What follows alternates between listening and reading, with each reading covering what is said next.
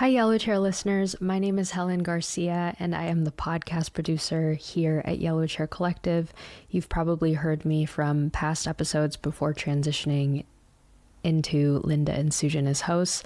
But anyways, y'all can probably already see that this is different from the Eldest Daughter Talk series. We've decided to take a pause to provide you an inside look into one of our offerings here at Yellow Chair. It's a free resource that we do every month called the Asian Mental Health Book Club by Yellow Chair Collective. Today's recording is with Teresa Wong and Megan Soun. Megan is our coordinator here at Yellow Chair Collective, and today Teresa talks about her memoir, All Our Ordinary Stories. And this conversation is for people 18 above, so if you're listening with kids, please be wary. And we're going to go into author conversations, book talks, connections, and literary discussions. So if literature interests you, I think this would definitely benefit you. So grab a cup of tea, and I hope you enjoy today's discussion with Megan Soun and Teresa Wong. Let's get started. Hello, everyone, and welcome to the Asian Mental Health Book Club. This month is our discussion with Teresa Wong, who is the writer of a lovely book that we'll be diving into a bunch today. Usually folks trickle in as the minutes go on, and I'll just start off with intros, and then hopefully more folks will come in and we'll dive in from there. So I want to introduce myself and then introduce Teresa, our lovely author. So my name is Megan Soun, and I am a therapist as well as the community program manager at Yellow Chair Collective. So essentially what that means is I manage all our community offerings, like our Asian Mental Health Book Club, the different things that we offer to different organizations. And as an avid reader myself, I love getting to do the book club, especially just getting to see more representation in books. And often the books we choose have a lot of themes that come up a lot in our practice as therapists too. So I want to introduce Teresa Wong, who is our author here with us today. She wrote this lovely book, All Our Ordinary Stories, a multi-generational family odyssey. It's a graphic memoir. Hopefully some of the folks in the audience have read it, but if not, that's okay. We'll dive all into it today, and then you'll get a little bit more of a grasp of what it is. But it's really exciting because this is our first graphic memoir that we've chosen. All our other books have been just purely textual, and it was just really fun having this different medium for reading a book and seeing the way that pictures and even the way that you would sometimes design the spacing could help enhance or reinforce a message that can just be communicated through words. I love the book. I resonated a lot with it. Teresa, is there anything you want to share about yourself before we dive in today? No, I just want to thank everyone for attending and thank Megan and the Yellow Chair Collective just for choosing my book to be featured. I'm based in Calgary, Canada, and sometimes I just think we Canadians are over here doing our little thing, and then America is like the big land of lots and lots of people, and so it feels nice to be chosen for an American thing. Yeah. And so glad we chose your book as well. I think anyone in the audience who's Asian American, Asian Canadian, I think can resonate with the themes of the book. A lot of the book is about trying to understand family, understand some of the dynamics that you experience with your parents. So we'll dive into that in a second, just so everyone has a sense of what we'll be doing in this conversation tonight. So in our hour-long conversation, the first big bulk of the conversation, so about 30, 40 minutes, will be a conversation between Teresa and I. But for those of you who are here, feel free to put questions in the chat, comments in the chat along the way. And then towards the end of our time together, I'll open the floor up to see if anyone in our audience has any questions for Teresa to answer. So as we're talking, if any questions come up, just jot it down or feel free to put it in the chat as well. So let's go ahead and dive in. So I started talking about this a little bit, Teresa, but to me, it felt like one of the central themes of this book is essentially your journey to make sense of the distance that you experience in your relationship with your parents. This is something I think comes up a lot for the clients I work with. I've grappled with it in my own life. And basically, throughout the book, you entertain all these different possibilities to help understand why is there this distance between me and my parents. So you talk about language, you talk about culture, personality, circumstances, trauma, all these different options that could play a role. And so I'm curious, having written and reflected and drawn about these things, now having a little bit of distance from when you first published the book, how do you now make sense of your relationship with your parents? Now I feel like it's almost an inevitability. This distance, in the sense that there was so much in our lives, their lives, just in our circumstances, that kept them from being able to be the kind of parents that I needed. And it's not to fault them. It's just having gone through the journey of researching and writing this book, it just feels, yeah, I get it. I can see how this would play out. It would be almost a rare occurrence for the opposite to happen, for a family to have been through all of that over many generations and not be affected by the trauma and the and the kind of the disconnects and everything that has happened. So in a sense, it doesn't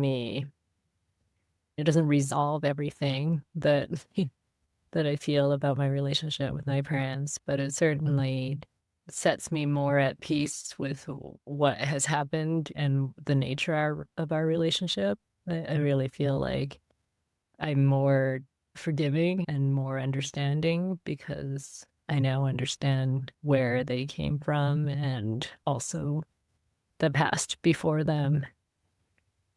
Yeah, yeah. I think I noticed that a lot in your book. Throughout the book, your movement towards a place of more understanding, more acceptance of why things are the way they are. Just for folks in our audience who may not have gotten a chance to read the book, I'm curious if you can give an example of this inevitability, of an example of something that your parents, either your mom or dad, experienced and how that then shaped how they showed up in their relationship with you.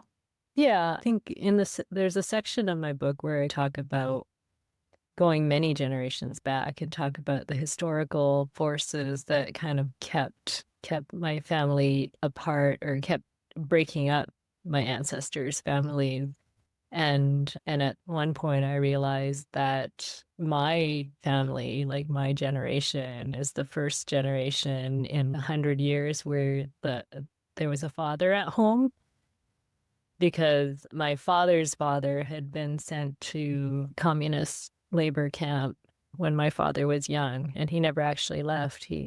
Even though he could, I guess he just lived apart from his family anyway. And my mother's father was also persecuted by the communists, sent to camp, but then ultimately left for Hong Kong and worked from Hong Kong and sent money home to raise his family. And so my parents never had a father at home. And then my grandparents also, or my parents' parents also didn't, because, for example, my grandmother, her father lived here in Canada and was kept separated from his family because of the Chinese Exclusion Act here in 1923. So he had come here as a young man, earned enough money to go home and find a wife and have children, and then wanted to bring them here, but wasn't able to due to government policy. And so his wife and children lived an ocean ride away, and my grandma never knew her father. My father never knew his grandfather in his youth, and only through letters. And then it just seems to make so much sense now that my parents wouldn't really have the same understanding of how a family functions as I might have, growing up in a Western culture and watching all these TV shows and seeing examples of what I thought a nuclear family should be and how they behaved. And so yeah, it makes sense now to me. And it gives me, like you said, more acceptance of what has happened and understanding. Yeah, yeah. Both your parents, their conception of family being really shaped by the absence of fathers in their lives and going back generations and contrasting that with what you're watching on TV of seeing these families where there is a dad there and yeah, just that disconnect. The other, just as a quick aside, you mentioned the Chinese Exclusion Act. And as I was reading your book, I remember being struck by that because America had its own version of the Chinese Exclusion Act. And I think presently Canada is known for being a little bit more open in their immigration policies. And so it was very disheartening to see that shared history. Yeah, there was a huge shared anti-Asian sentiment for a long time in both countries.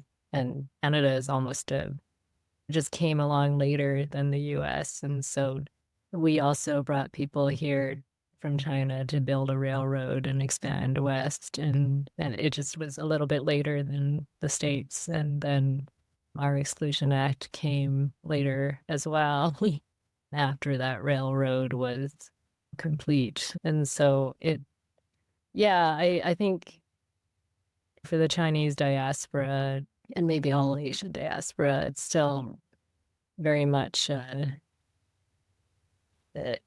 you're never completely at home. Even though I was born and raised here, now that there are issues with relations with China, or even during the pandemic, right? And people blaming COVID on Asians, there is always a chance for that anti-Asian sentiment to pop right back up. It's never far under the surface. Yeah, it's not that far away because I know in America's history, those sentiments, some of the policy that even was happening, the Exclusion Acts was 100 or less years ago. And if you're saying it happened even later than Canada, it's just not that far removed. Yeah, our Exclusion Act wasn't lifted until I think it was like 1954. So definitely within my parents' lifetime. And yeah, it really just, yeah, puts into light how difficult it has been for the Asian diaspora. Yeah, yeah. I think I wasn't planning on asking this question, but as we're talking about it, I'm curious because I talk to a lot of folks about what it's like growing up as an Asian person in America and that dynamic. And so I'd love to get more of a sense of how that was for you and for your family. I think it was your grandfather who first immigrated to Canada, but My yeah. great grandfather came here. But again, because my dad grew up in China, like my grandmother grew up in China. And so, yeah, by the time she was able to come here, she was already married and had my dad. Wasn't going to do that. So in a sense, my family has been here for generations, but in another sense, it's my parents who came here. So I'm second generation. But I myself feel like I've been lucky in the sense that I've not experienced a lot of alienation because of race and my background. It could be because I was a quiet little kid who did well in school. And so I fit that model minority stereotype and really had a hard time. I went to school with probably only like maybe 5 other Asians in school in a very white prairie town or city, I guess. But again, nothing really stands out as huge incidents. I think I was called a name once in my life. And Canada prides itself on being multicultural. And although, as I said before, like that hostility can still surface and isn't super deep, buried, or gone at all. I think in general, though, my life has been pretty uneventful in that regard. Yeah. Yeah. Thanks for sharing. I was curious. Yeah. Going back then to this journey of trying to figure out your relationship with your parents, trying to understand it. One of the ways that throughout the book, you try to bridge this gap between your parents is by learning more about their past. But then you encounter this barrier of their unwillingness to share that information. I think especially with your mom, there was a sense of not wanting to talk about those things. And so I'm just curious how you navigate that tension between wanting to understand your parents and acknowledging who they are and what they want, because I think that's a tension a lot of us grapple with. Yeah, and it's also changed over time. When I first started working on this book as a prose memoir, it was like 20 years ago. It was just after I had taken that trip to Hong Kong and China with my parents and found out more about their stories. And they were in their mid 50s, I think, and much more interested in telling me things. And so at that point, I had sat down and made recordings of interviews with them and gotten as much detail as I could. However, that was also tricky because they didn't seem to find much of it interesting or remarkable.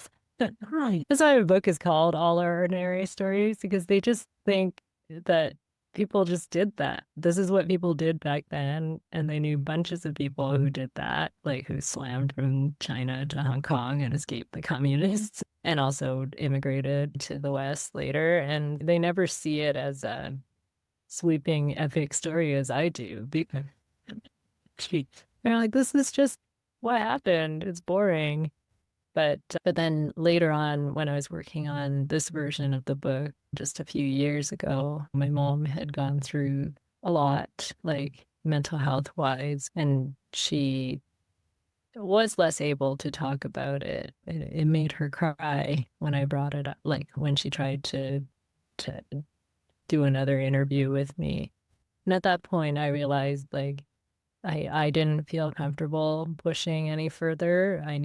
I wanted to stop. I didn't want to hurt her or make her relive any trauma, and that I'd have to do more research on my own to try to learn more about that time and what people did. Because it's true. A lot of people did this, and I could do some digging. But then also to write that into the book that I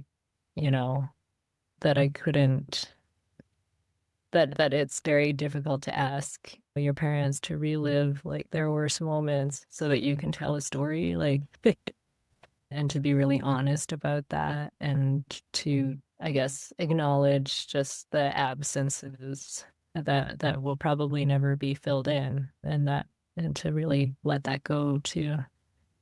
Yeah, I feel like it ties into that theme of acceptance that I feel like you've really been able to move towards throughout your reflections on your relationship with your parents. The other thing I was just stuck on is what you said of to your parents, these stories aren't remarkable. When I read them in the book, and now having learned a little bit more about that history of communism and the escapes that people would take, to me, as someone who didn't experience those things, it is quite remarkable and quite harrowing.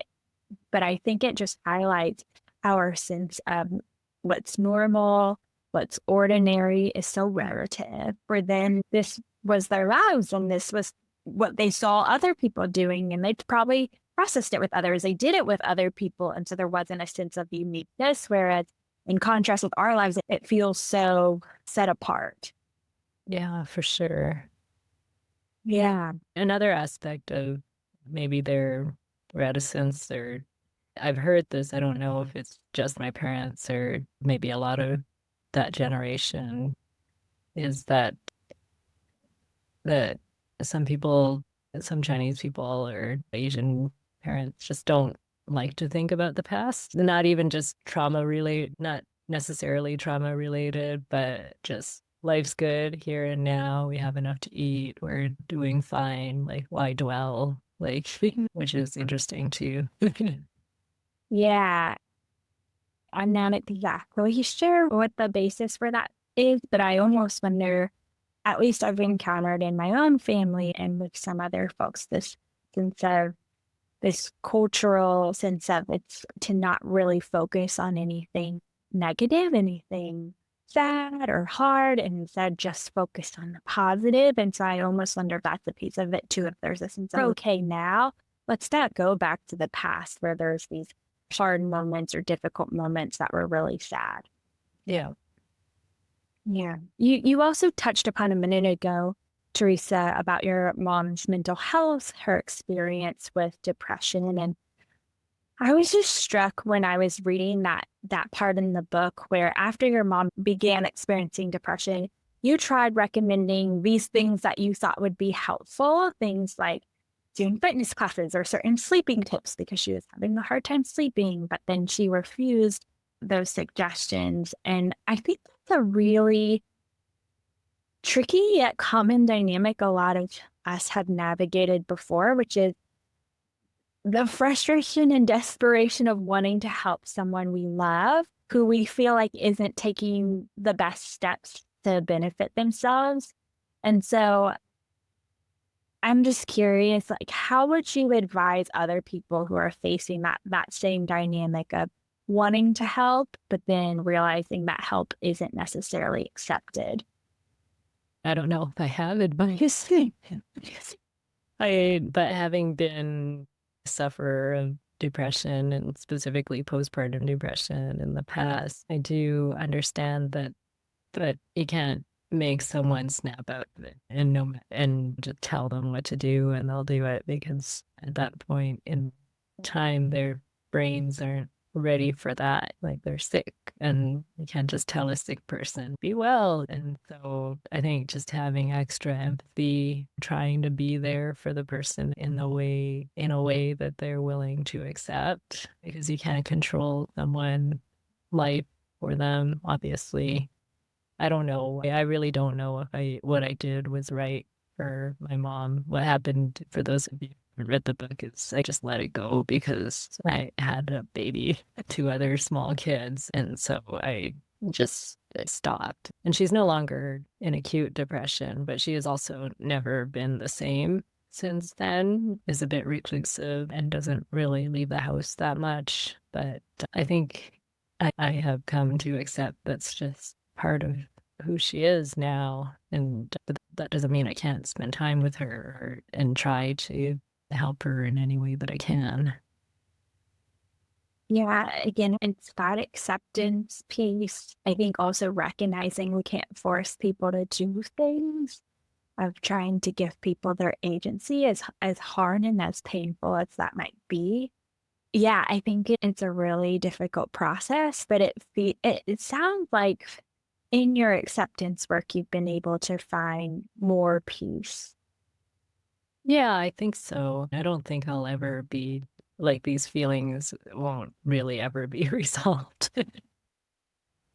But they're definitely not as triggering to me now than they were before I wrote the book and before I really kind of worked through a lot of these feelings. Yeah. Switching gears to talk about your dad, Soun. Your dad, at one point in the book, decides he wants to return to China. And he says this quote of, I don't want much, I just want to be free. And then in the aftermath, you wrote that I'd pay for his freedom with my own. And I felt really moved by that because I think it's so poignant and so powerful. This idea of his freedom cost you some of yours as you now had more responsibility with taking care of your mom. And so I think this is another tension that a lot of us face, which is grappling with this notion that sometimes caring for others comes at the cost of our own freedom. And so I just want to know more about how you processed that experience. I did what I could at the time, and I helped my parents find, for example, move out of their big house, like where I grew up, and into a small condo so that my mom would feel safe and not exposed while my dad was away in China. And then, yeah, did as much to help her transition as possible. What I don't tell in the book is that after a few years, he did come back, and they continue to live in that small condo, and he takes care of her now. He's taken care of everything since the stroke. And that has relieved me of some of my responsibility, but not all. I'm still the one who takes people to doctor appointments, still do their taxes, that kind of thing. But that part of it, I feel like, is what falls to the eldest daughter of an immigrant household, and actually not that unusual. And that it has gotten a lot better since he came back. Yeah. Can you share more about your experience of being an eldest daughter, what it's entailed, but also your relationship to that role? I feel like that that eldest daughters of immigrant household take on a lot of responsibility, whether their parents ask them to or not. And part of that role is to take care of your siblings. If you have more than one, I just had a little brother, make sure that they're doing okay and that they have everything they need, to take care of your parents' interactions with the English world, their banking, their taxes, their condo board, and doctors, and as long as they're not Chinese speaking doctors. And then as my parents have gotten older now, to drive them places too, and that kind of thing. And I think I don't begrudge that role. I don't know any different. And sometimes, like, I'll take my mom to the ophthalmologist, and other patients will come in, elderly patients on their own, white elderly patients. And sometimes I feel sad for them not to have someone to sit with and accompany them to things. I don't know why I feel sad, but I do. I do appreciate the intergenerational part of Chinese culture where you're expected to help your elders. Because I think I'd want some of that for myself. Maybe not as much for my children. Like, I want to be as independent as I can for them. but I hope I have close relationships with them, and that we're in each other's lives, even when I'm in a senior. Yeah, it sounds like you're in a lot of alignment maybe with your parents in terms of the value of family and the value of caring for your elders. I think when that alignment there, it makes the process a little bit easier versus when there's a clash. I am wondering how it was carrying out this role, and it sounds like as they've aged, in some ways you've had to do more now. How has it been holding that together with also being a mom of several kids? I'm just really busy. Yeah, the sandwich generation thing is real, and I wish I had found a way to work it into the book, but I really couldn't. But there have been days where I've taken my mom to the ophthalmologist, gotten her eyes checked, tried made eyeglass appointments, and then done exactly the same thing for my kids, and they sitting in the same types of waiting rooms and asking the same questions. And this is a lot. It's very uncanny sometimes, but I just muddle through. I'm lucky. My husband is very helpful and takes on a lot of household responsibility and some of the cooking, and then also he understands as a person of Chinese descent, or he shares the values. Like, he understands the importance of, or he understands why I feel it's important to help my parents, and he would do the same for his too. But yeah, it's definitely a crunch at times, but we make it work. Yeah, I imagine that can be a lot. I'm also curious about how, in reflecting on your relationship with your parents as you wrote this book, did that in any way shape or inform how you want to parent your own kids? I think it does a lot. I'm very cognizant that I don't want to pass on to the same amount of trauma to my kids. And so I think I work extra hard to try to be open with them and to show physical affection, and then to just give them a very different upbringing than I had. What's funny is there. And maybe it's just that they're different people than me too. Their personality, they're different. They don't always need that. And so I feel like sometimes I go a bit overboard in trying to express And things. compensate. I don't like to hear that. We're fine. But yeah, I think I want to learn from the past, both good and bad, and to pass on as much good as I can. Yeah. Yeah. I love that. I think that's the best we can do. And then it's also interesting just seeing their reactions, like this thing you so craved of wanting more physical affection, wanting more verbal affirmation, giving it so much to your kids, and sometimes having them respond with, "We're good, mom. Yeah, that's enough." I think it's so funny and just shows how everyone's wired so differently. I've read somewhere like you're as an admonishment, like your kids don't need you to be the parent you didn't have. Like, you know, Yeah. you're not here to make up for your bad like bad upbringing or whatever.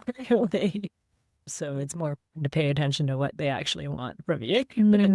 Yeah, to meet Try their to tell unique myself that a needs. lot. Yeah. Yeah. Yeah. We actually have a question from an audience member.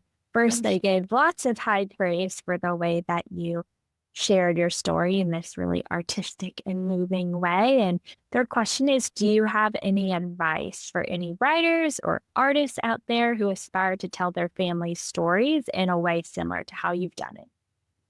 Oh, I think just get started. And I've been working on this for 20 years. I started when I was in my mid-20s, and I felt like it was an important story, and I couldn't quite figure out how to do it. I was a copywriter, I still am, in digital marketing, but that's very different from being a creative writer. And I initially just started writing like a short story, like a scene almost of going back to China with my parents, and then trying to like bring in elements of what I'd learned about their past into it. And that kind of went nowhere. I shared it with a couple of people and kind of left it at that. And I realized I would need some professional help in a way. And so I signed up for a creative writing nonfiction certificate through Humber College in Toronto. I'm in Calgary, so it was actually a correspondence program. Like, it was before online learning really took off, where I got accepted and I had to draft a manuscript over 9 months by sending pieces to a mentor who would like scribble and send it back through the mail, like snail mail.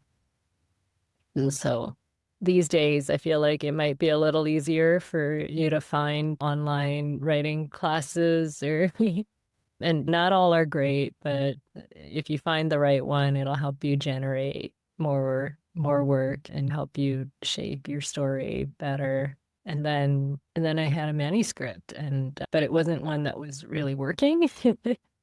It was like a 40,000 plus prose manuscript, basically centered around my trip to China and my parents' stories. And at the end of my program, my mentor or instructor said, maybe put it away for a while and sit on it. Like, there's something missing and I'm not sure what it is.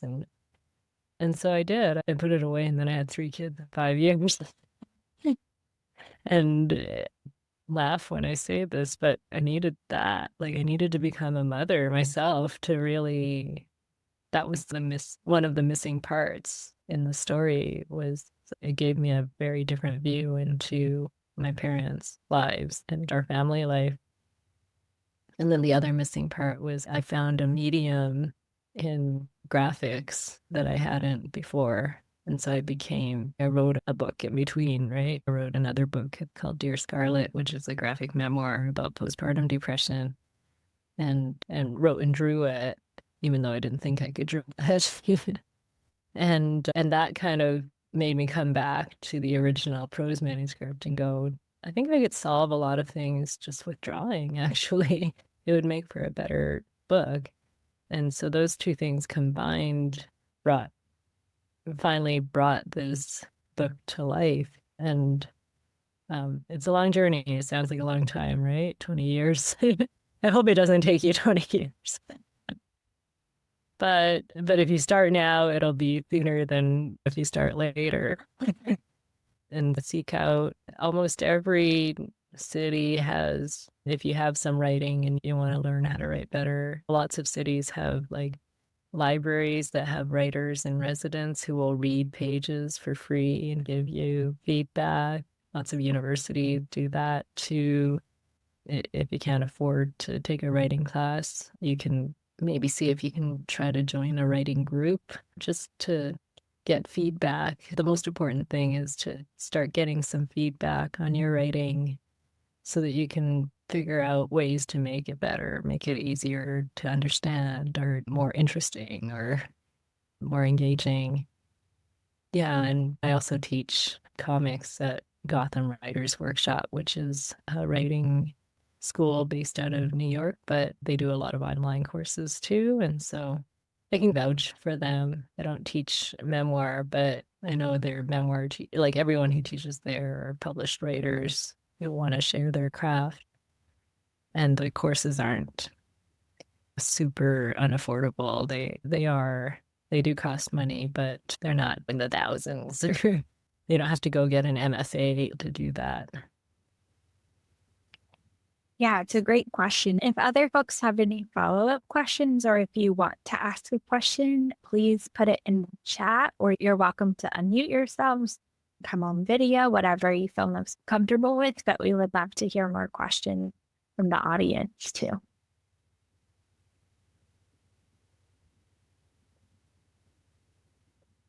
Maybe as folks are brainstorming, just a follow-up question to what our audience member asked. If people are trying to write these family stories, whether it's as an author or even just for their own sake, given what we talked about a little bit earlier with some of the resistance we can come across with people not wanting to talk about their past, not wanting to share, how do you recommend gathering the information needed to write a story like yours? I think it really depends on how willing the person is to talk, but one approach could be to ask, not just tell me your life story from when you were born to now, but to focus the questions more on details. What were your favorite meals like growing up, or what did you play like with your school friends? What was that like? Or even really simply, who are the members of our family? And try to build a family tree and fill in some details about who's who and what they did and where they went and that kind of thing. All of that can be just a starting point to gathering facts, but also getting someone to just talk in a low stakes way, not a you have to tell me this sweeping story way. And those are always interesting conversations to have. There's actually another great graphic memoir out there by a Vietnamese American named Tin Pham, and it's called Family Style. And his memoir is based around food and like different meals he had. The meal he had, or I think it was like a morsel of food that his mom gave him when they were escaping Vietnam on a little rickety boat. From that to like the first meal they had in the States, prepared for them by their sponsor when they arrived in the States as refugees. And that can be, an approach. Because everyone can bond over food. Totally. And I agree with you on sometimes I think starting with something that feels less low stakes, like just facts, rather than how did you emotionally process all of this? Yeah.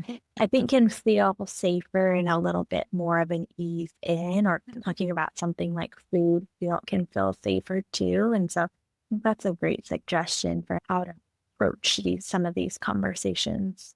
Yeah. Yeah. I want to check in with our audience just to see if anyone does have any questions. You can raise your hand, you can unmute, you can put something in the chat, but would love to make some space for you all to ask any questions that you might have for Teresa.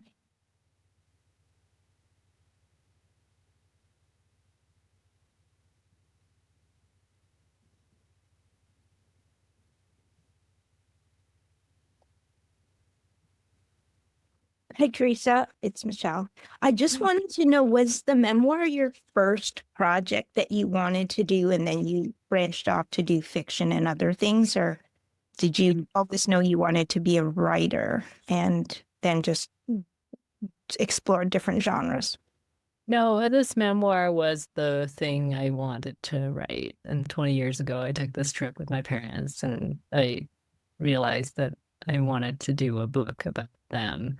And then everything from then on was trying to get to this point. So taking that writing course but because life interrupted me in mid stride when I had my kids and went through postpartum depression, I had another idea for a graphic memoir about postpartum depression. And I thought that other book, like my parents' story, wasn't going anywhere. I might as well try to do this while it's fresh.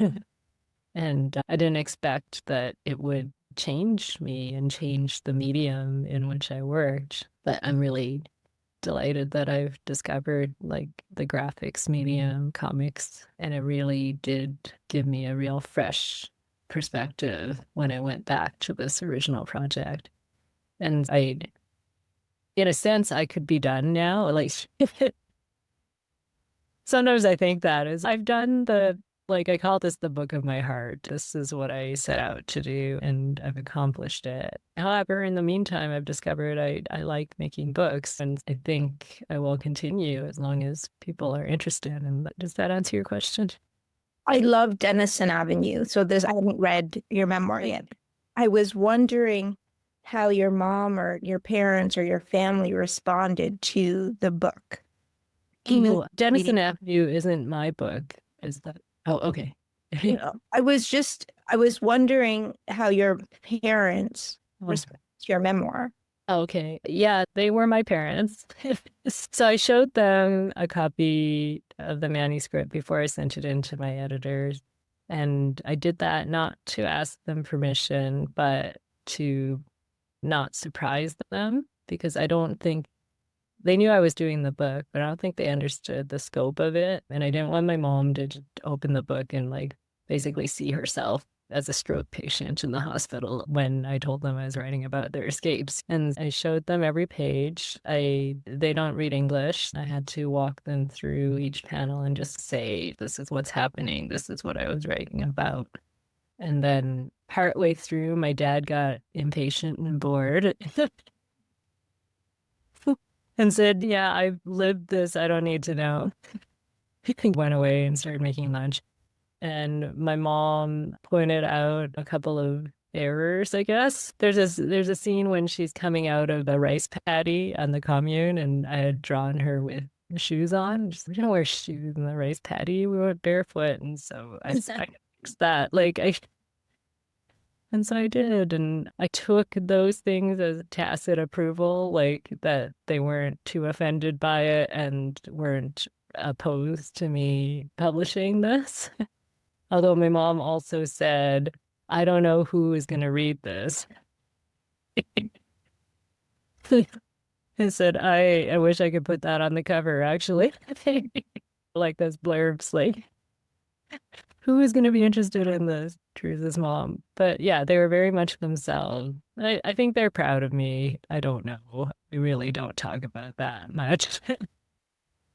But, sorry? I wonder. That's a great question. It makes me wonder if even some of that reaction from your mom was related to what you were saying earlier.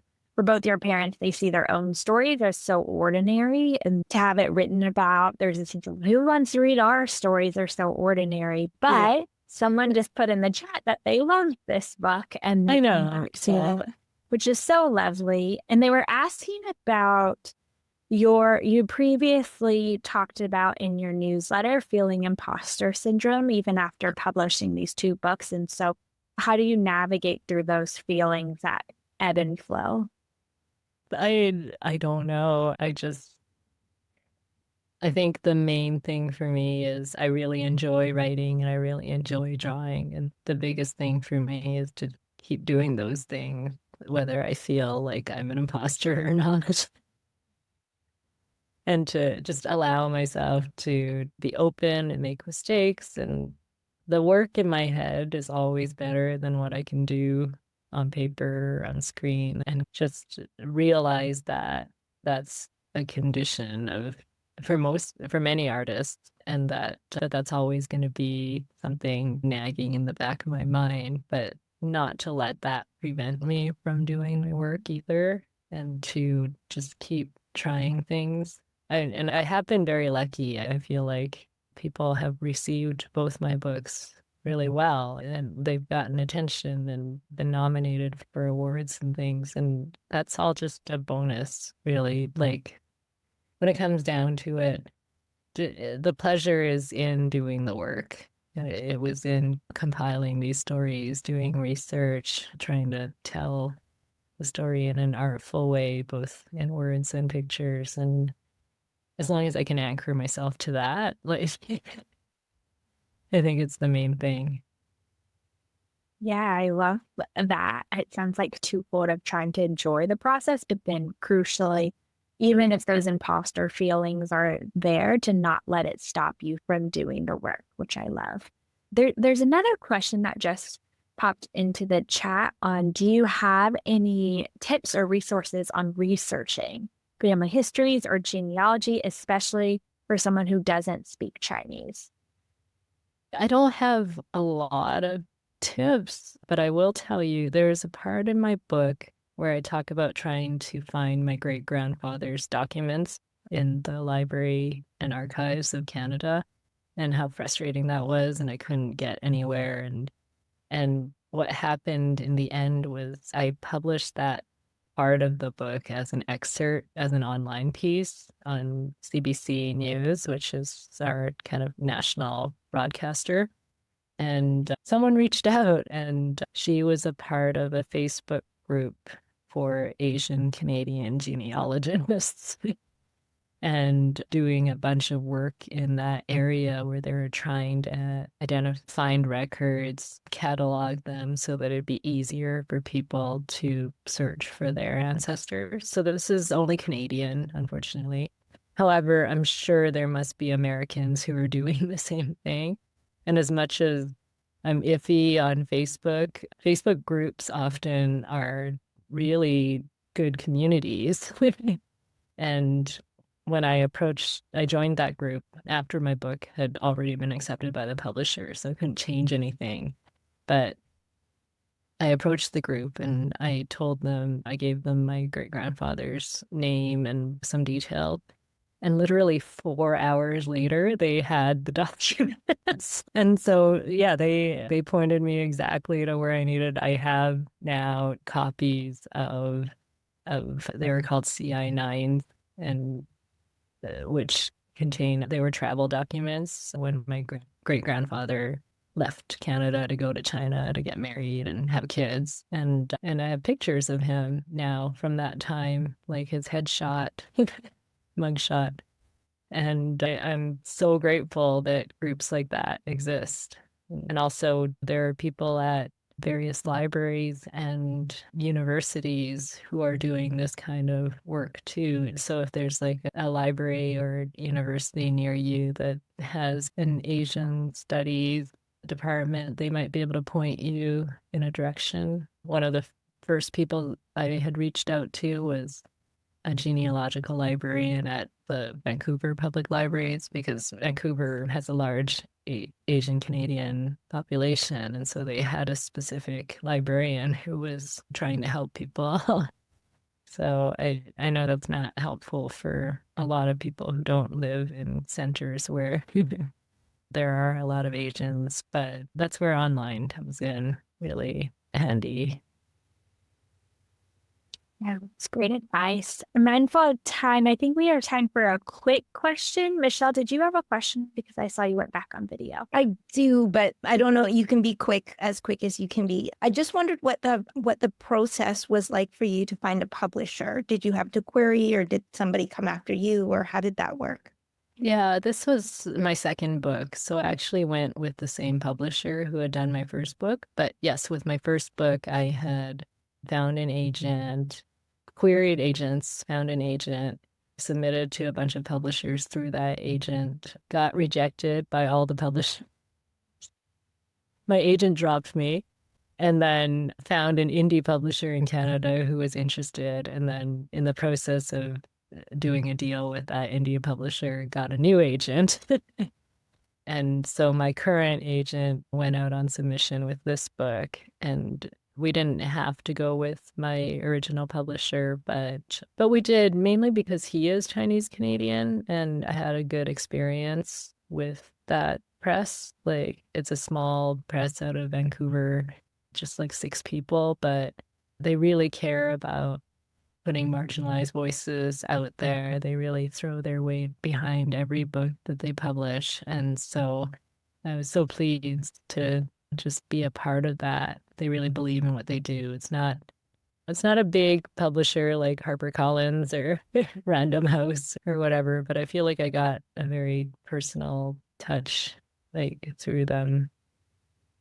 I see I can answer the marketing of my graphic novel. I think for a small press that they've done really well. They hired a publicist in the States, especially for this book, and I've gotten some good media hits. The book was named Books We Love by NPR for 2024, which is great. And it's always hard lots of writers will complain that their publishers don't put full marketing behind their books. And that might be true, but that's not my case in terms of my publisher. I know they work really hard, even though it's like a 2-person marketing team. And yeah, I don't know. I can't say I'm a bestseller either, though. You should qualify that. I have a day job, can't feed my kids with my books, but to me, that's not going to stop me either, because I will make it happen outside of work as much as I can. Well, Teresa, it's been so wonderful talking to you today. I think it's been great, not just for the resonance that I imagine a lot of people hear, and a lot of people who will hear this conversation later will feel with what it's like to grow up in immigrant families and trying to understand our family dynamics. But then also, it sounds like there's a lot of interested authors in the audience too. And I imagine that was just really helpful gleaning from your experience about your own process. And so just really want to thank you so much for your willingness to come talk to us, to share your wisdom, and to share your book with us. And for those of you who are in the audience, if you want to know what our next author conversation will be, it will be on the book Letting Go of Perfectionism. So this one's very different style. We try to switch things up, and so that'll be in June. So something to look forward to. But yeah, thank you so much for being here, Teresa. We really appreciate it. Again, Megan, and the Yellow Chair Collective. Thanks for what you're doing. I really appreciate it. Of course. All right, bye everyone.